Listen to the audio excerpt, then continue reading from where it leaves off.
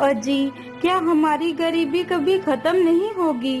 क्या हमें पूरे जीवन ऐसे ही आधे पेट खाकर व्यतीत करना होगा? अरे भाग्यवान, मैं लकड़ी काटने बेचने के अलावा और कर भी क्या सकता हूँ। देखते हैं, यदि कभी हमारे जीवन में सुख लिखा हो तो वह सुख हमें जरूर मिलेगा। अच्छा भाग्यवान, अब मैं चलता हूँ, मेरा लकड़ियाँ लेने जाने का समय हो गया है। अरे मेरे प्यारे गधे, चलो, अब हमारा लकड़ियाँ लाने का समय हो चुका है। इतना कहकर लकड़हारा अपने गधे को लेकर जंगल की तरफ निकल पड़ता है।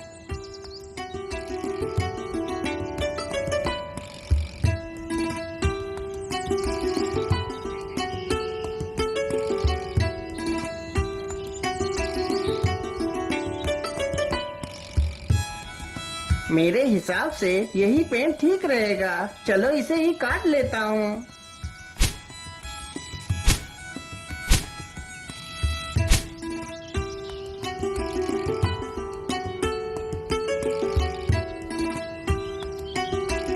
लकड़हारा जल्दी से लकड़ियां काटकर अपने गधे पर लाद लेता है और घर की तरफ निकल पड़ता है।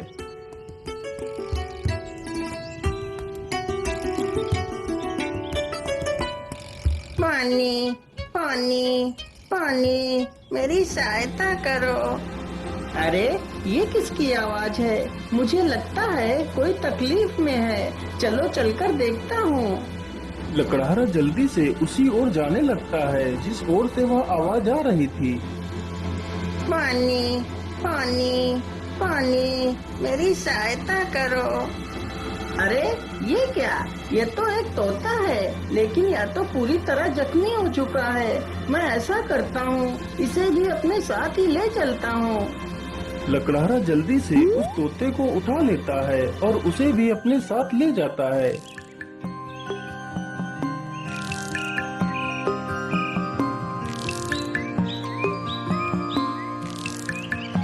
अरे भाग्यवान, तुम जल्दी से हल्दी और चूने का लेप लेकर आओ। मुझे इस तोते के जख्मों पर उस लेप को लगाना है। लकड़हारे की पत्नी तुरंत ही हल्दी और चूने का लेप लेकर आती है। लकड़हारा तुरंत ही उस तोते के जख्मों पर उस लेप को लगाने लगता है। अरे तोता भाई, मैंने तुम्हारे जख्मों पर दवाई लगा दी है, अब तुम जल्दी ही स्वस्थ हो जाओगे। इस प्रकार तोता 1-2 दिनों में ही पूरी तरह स्वस्थ हो जाता है।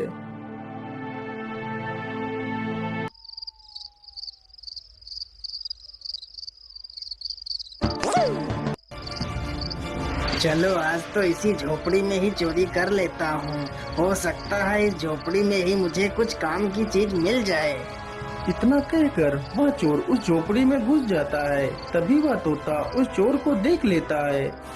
अरे मालिक, जल्दी से उठिए, देखिए चोर आ गया। अरे मालिक जल्दी उठो। अरे मालिक जल्दी से उठिए, देखिए चोर आ गया। अरे मालिक जल्दी उठो। अरे वाह, यह तोता तो बोलता भी है, तो क्यों ना मैं इसी तोते को ही पकड़ ले जाता हूँ। बाजार में तो इसकी कीमत अच्छी मिलेगी, और तो कुछ इस झोपड़ी में दिख भी नहीं रहा है। इतना सोचकर चोर तुरंत ही तोते का पिंजरा उठाता है और वहाँ से भाग जाता है।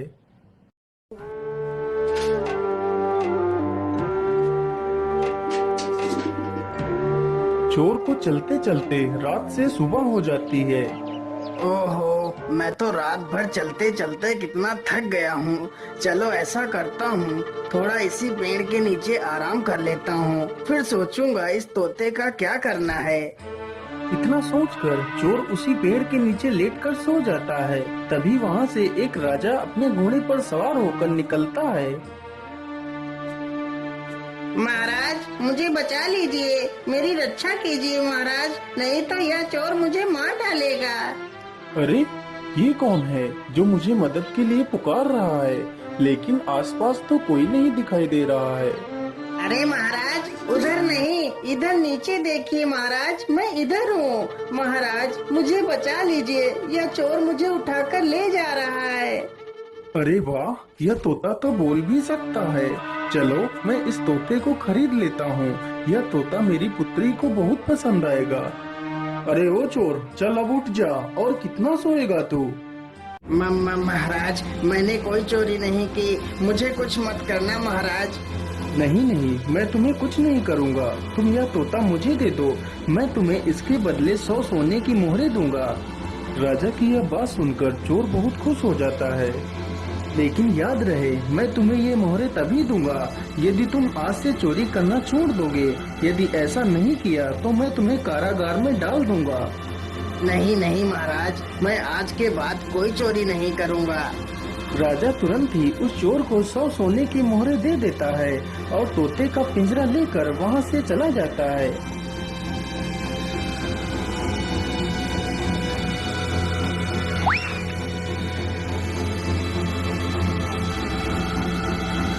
अरे राजकुमारी, तुम कहाँ हो? देखो मैं तुम्हारे लिए क्या लेकर आया हूँ। अरे पिताजी, यह तोता तो कितना सुंदर है। हाँ पुत्री, यह कोई ऐसा वैसा तोता नहीं है। यह तोता इंसानी भाषा को बोल और समझ सकता है। फिर तो यह एक अद्भुत तोता है। पिताजी, आज से मैं इस तोते को अपने साथ ही रखूंगी। तोता है पिताजी, आज से मैं इस तोते को अपने साथ ही रखूंगी।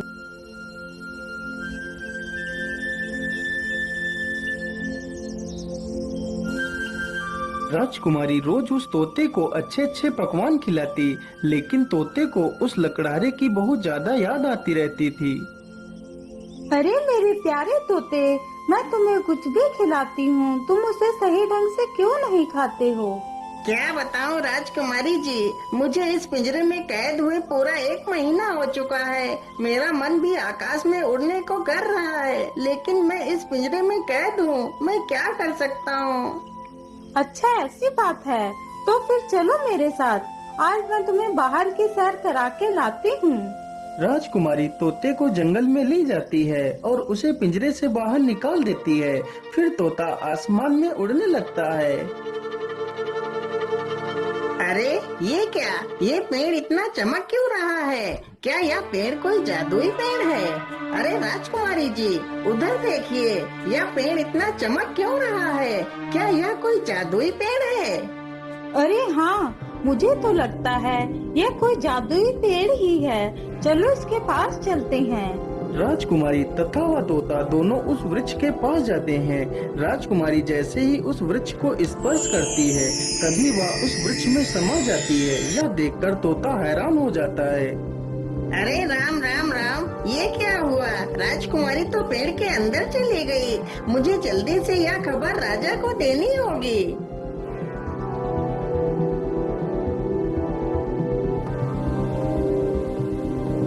अरे ये मैं कहाँ आ गई? ये कौन सी जगह है? तभी एक बड़ा सा बाज राजकुमारी के सामने आकर खड़ा हो जाता है। अरे यह बाज तो कितना विशाल है। इतना बड़ा बाज तो मैंने आज तक नहीं देखा। तभी वह बाज राजकुमारी को अपने पंजे में दबाकर उड़ जाता है। अरे दुष्ट बाज, मुझे छोड़ दे। तू मुझे कहाँ ले जा रहा है? वह बाज राजकुमारी को एक गुफा के भीतर ले जाता है, जहाँ एक डायन खड़ी होती है।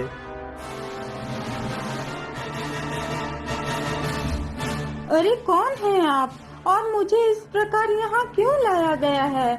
मुझे छोड़ दो, मुझे वापस जाने दो। चली जाना, चली जाना।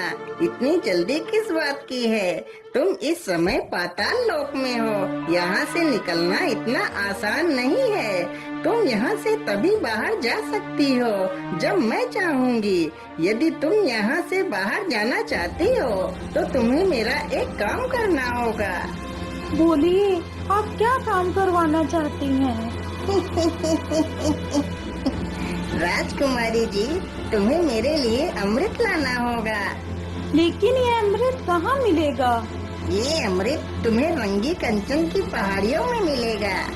लेकिन ये पहाड़ी कहाँ पर है?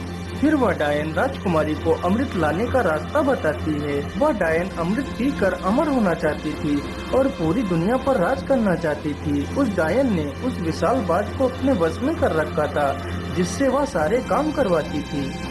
डायन की ये सारी बातें सुनकर राजकुमारी वहाँ से अमृत लाने के लिए चल पड़ती है।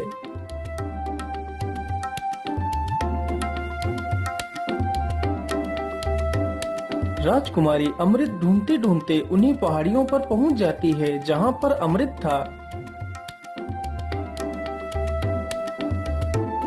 मुझे लगता है इसी गुफा में ही अमृत होगा। चलो इसके अंदर चलती हूँ।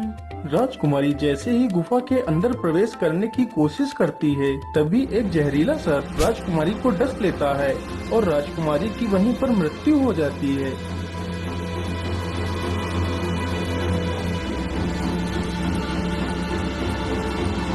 महाराज, यह वही पेड़ है जिसमें राजकुमारी समा गई है। ठीक है तोते, तुम यहीं पर रुको, मैं इस पेड़ के अंदर अकेला ही जाऊंगा। राजा जैसे ही पेड़ को हाथ लगाता है तो वह भी उसी पेड़ के अंदर चला जाता है।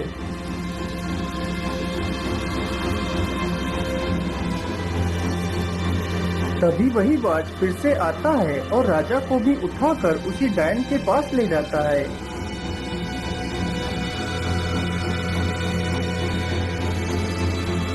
कौन है आप और मुझे यहाँ पर इस प्रकार लाने का क्या कारण है? मेरी राजकुमारी कहाँ है?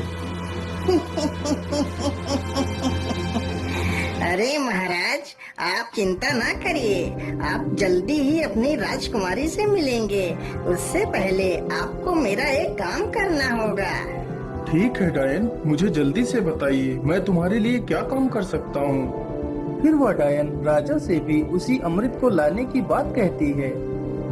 ठीक है डायन, मैं तुम्हें वह अमृत लाकर दे दूंगा, लेकिन मेरी पुत्री को कुछ नहीं होना चाहिए। इतना कहकर राजा अमृत लाने के लिए चल पड़ता है।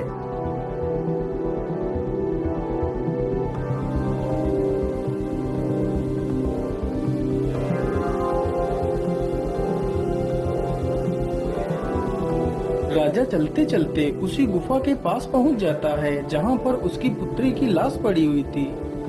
अरे ये क्या, ये तो राजकुमारी पड़ी है, लेकिन मेरी पुत्री को क्या हुआ? हे भगवान, मेरी पुत्री को तो किसी जहरीले सर्प ने डस लिया है। इसका मतलब उस दुष्ट डायन ने मेरी पुत्री से भी वो अमृत लाने को कहा होगा। अब मैं उस डायन को जिंदा नहीं छोड़ूंगा। मुझे लगता है इस गुफा में कोई जहरीला सर्प भी है, मुझे ध्यान से आगे बढ़ना होगा। इतना कहकर राजा राजकुमारी को वहीं पर छोड़कर आगे बढ़ता है। तुम्हारी हिम्मत कैसे हुई इस गुफा में आने की? मैं तुम्हें जिंदा नहीं छोड़ूंगा। सर्प जैसे ही राजा को डसने के लिए आगे बढ़ता है, राजा तुरंत अपनी तलवार से सर्प के 2 टुकड़े कर देता है। दुष्ट, तूने ही मेरी पुत्री को मारा है, मैं भला तुझे जिंदा कैसे छोड़ सकता था? इतना कहकर राजा गुफा में आगे बढ़ता है। राजा जैसे ही आगे बढ़ता है, तभी एक तीर बहुत ही तेज रफ्तार से राजा को छूकर निकल जाता है। तभी राजा अपने कदम पीछे ले लेता है। अरे ये क्या, इस गुफा में तो तीर की वर्षा होने लगी। अब क्या करूं? अमृत तक कैसे पहुंचूं?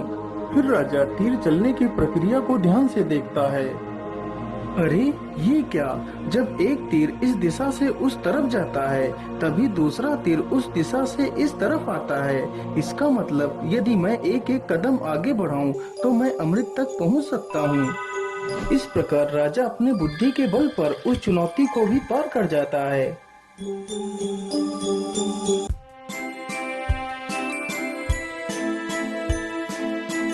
अरे वो रहा अमृत, चलो जल्दी से अमृत को ले लेता हूँ।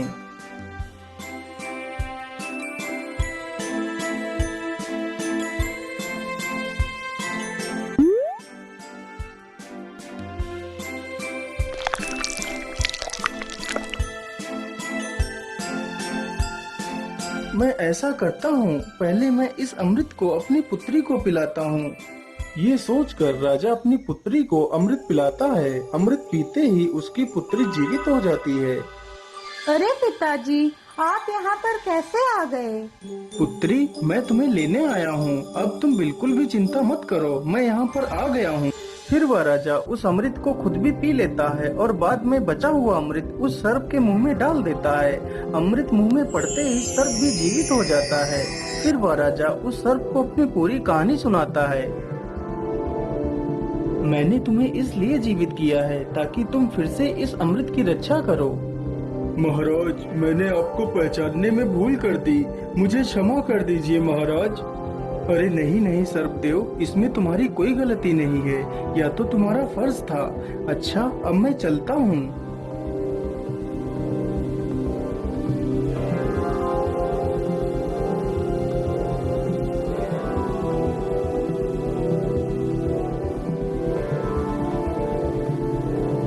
राजा उस बोतल में अमृत के स्थान पर एक तालाब से साधारण जल भर लेता है और डायन के पास पहुंच जाता है। ये लीजिए डायन, मैं तुम्हारे लिए अमृत लेकर आ गया हूँ। अब मुझे बाहर जाने का रास्ता बता दीजिए। अरे वाह राजा, तुम तो कितने बहादुर हो। यह अमृत आज तक कोई नहीं ला सका। जो भी गया वह लौट कर नहीं आया, और तुम तो अमृत लेकर आ गए। चलो चलो, जल्दी से मुझे यह अमृत दे दो। राजा तुरंत ही उस डायन को वह पानी से भरी हुई बोतल दे देता है। डायन तुरंत ही उस पानी को अमृत समझकर पी जाती है। हे डायन, मैंने आपके कहे अनुसार आपको अमृत लाकर दे दिया।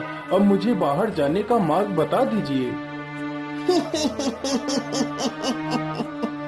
इतनी भी जल्दी क्या है?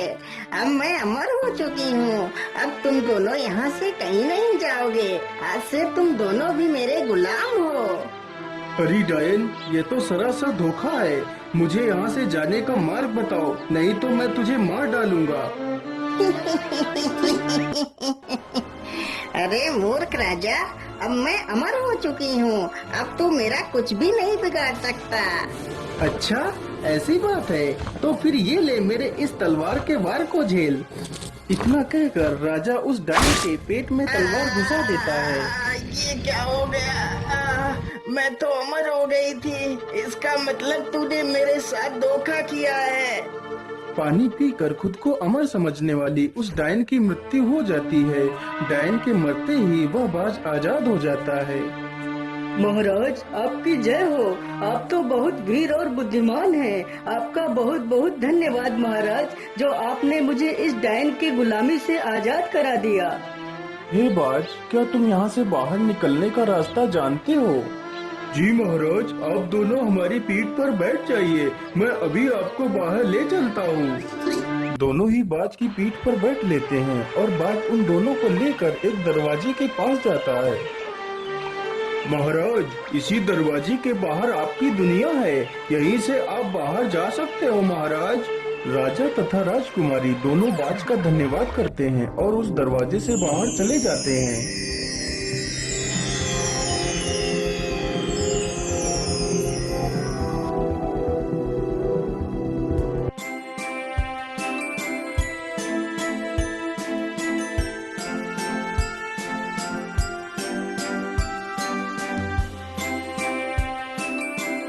हे तोते, यदि आज तुम न होते तो मैं कभी भी अपनी पुत्री को नहीं पा सकता था। इसलिए मैं तुमसे बहुत प्रसन्न हूँ। आज तुम मुझसे कुछ भी मांग सकते हो।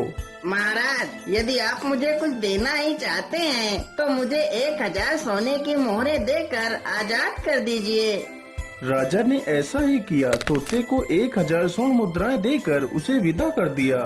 तोता वहाँ से उड़कर सीधा उसी लकड़हारे के पास पहुँच जाता है। मालिक, देखिए मैं आ गया और आपके लिए कुछ उपहार भी लेकर आया हूँ। लकड़हारा जैसे ही उस पोटली को खोलकर देखता है तो उसमें ढेर सारे सोने के सिक्के देखकर वो बहुत खुश हो जाता है और फिर वे तीनों मिलकर खुशी खुशी अपना जीवन व्यतीत करने लगते हैं।